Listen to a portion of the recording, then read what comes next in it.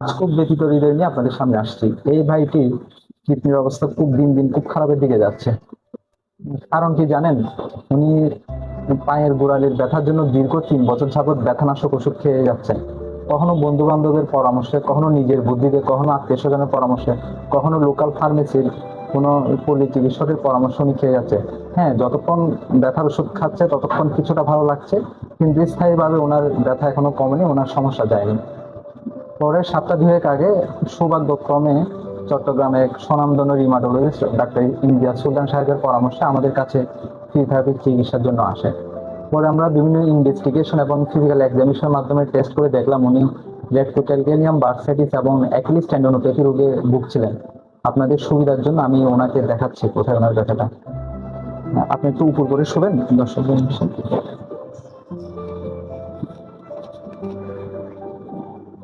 এই পেশেন্টটার ঠিক এই জায়গাটাই ব্যথা, আমি যে গোল মার্কটা দিলাম এই জায়গাটা।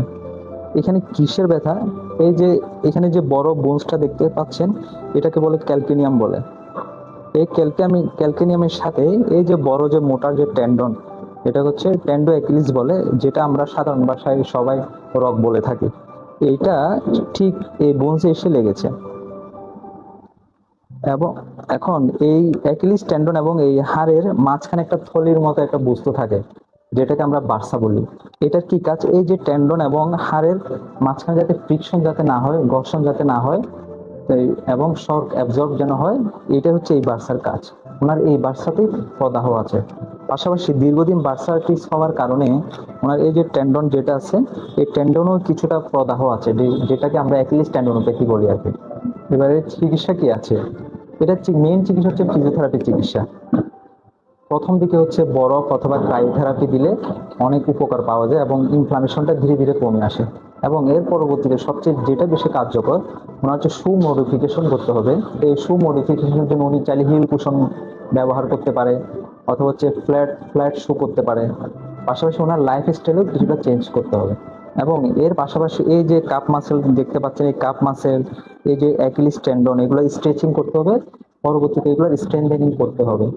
পাশাপাশি এই যে পায়ের গোড়ালির সারাউন্ডিং যে মাংসপেশিগুলো আছে, এগুলো ইন্ট্রিনসিক মাসেল বলে। ইন্ট্রিনসিক মাসেলেরও স্ট্রেংথেনিং লাগবে।